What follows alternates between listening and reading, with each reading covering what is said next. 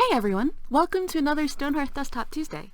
Today I want to talk about the end of the Town Progression Quest, Tier 3, and our new Re-Embarkation feature. Let's do the simple stuff first.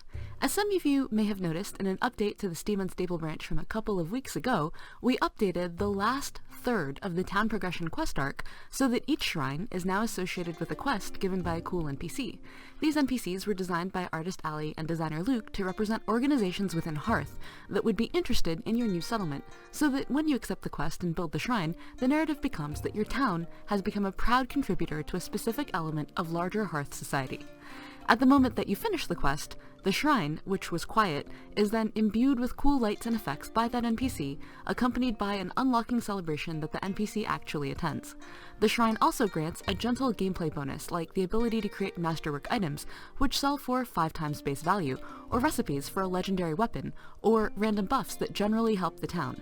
All the bonuses are balanced to be an enhancement on your town's existing strengths, but should not be necessary to completing other quests. For example, all combat encounters are balanced so you can win them without using the legendary weapons.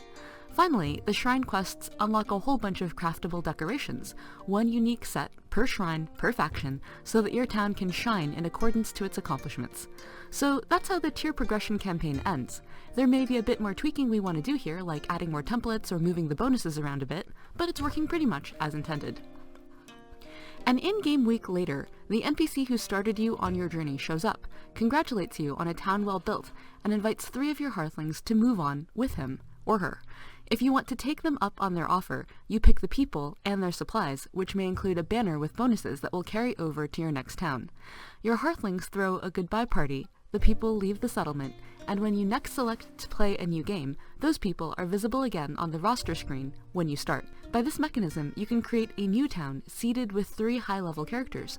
You can also choose to embark with people from a different kingdom than you had before, allowing for parties of mixed ascendancy and rise children settlers, and perhaps even more when we get other kingdoms and races into the game. If you choose a different kind of banner than the one you carry forward when you do your town celebration, you can create a city with 2 or eventually 3 different banner bonuses, accelerating and gently altering your second or third Stonehearth experience. Finally, Re-Embarkation serves a narrative purpose. A lot of people have asked us whether we could have infinitely expanding Stonehearth maps, or metagames in which you settle vast areas of land one screen at a time. The giant maps don't work in Stonehearth for performance reasons, and adding a layer of metagame removes our focus from the town building that we love so much. But through Re-Embarkation, you can create a story about a small kingdom slowly spreading throughout the great frontier. Now, let's talk about the complicated stuff. At a very high level, why make these 2 features? The tier stuff is an easy win, all cities benefit from bonuses and decorations, but wow, our team had a lot of debate about Re-Embarkation. For example, though having people move on makes it feel like a real world, engineer Angela was like, I don't ever want to lose 3 awesome people from my old town, it feels like ruining my save. And designer Luke was concerned by things like, what does it do to the balance of the next game? It also makes recurring villains like Ogo Skullbunker kinda weird, and it encourages some people to feel like they can't get the perfect city till they've re-embarked with all the bonuses to collect them all.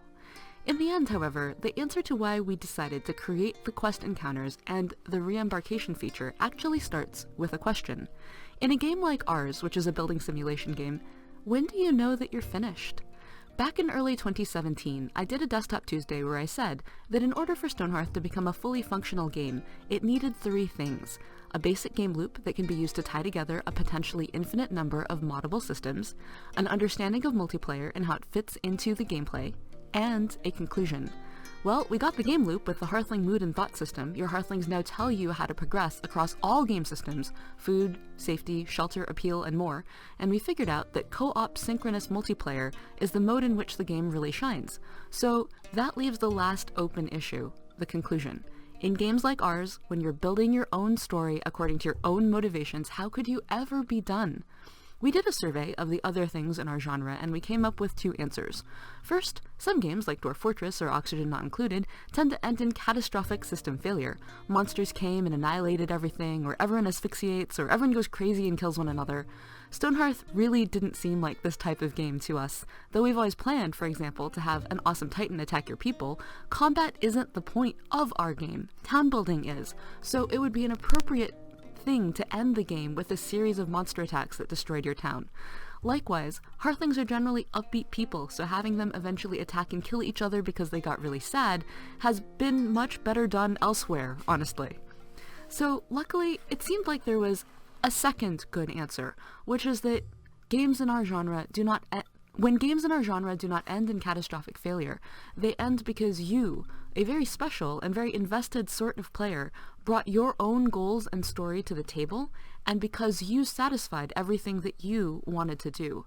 Essentially, games of this sort end because you decide for yourself that you're finished and you want to start over or move on to another challenge.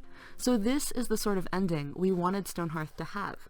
In the tier system, we hope to build a narrative arc with just enough gameplay motivators to encourage you to hit the in-world goals, but that was open-ended enough to accommodate whatever story you were already telling, and whatever story all of your collective mods were telling, one in which zombies, Candyland, bees, and the Hush could all coexist potentially together. This is why, in the tier progression quest, the first banner essentially asks, what kind of town do you aspire to make? And the second quest asks, well, how would you like your town to be well known?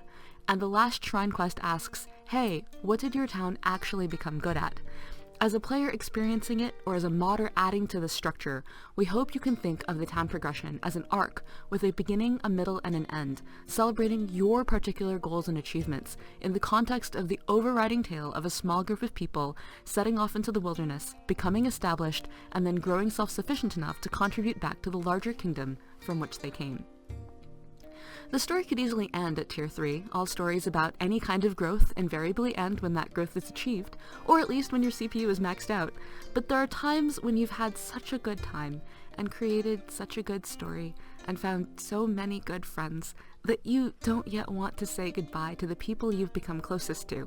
Or maybe, as I referenced above, instead of a story about a single city, you wanted to tell a story about an empire, growing bit by bit. You wanted the feel of expanding the explored area of the map and staking wider territory. It's for this reason that we implemented Re-Embarkation after Tier 3, as an acknowledgement that though the story of this city is done for you, another story awaits, that your kingdom shall grow, that there will be new mods and new encounters and experiences to try, and that the cycle of Hearth shall continue. And that's it for this week's Desktop Tuesday.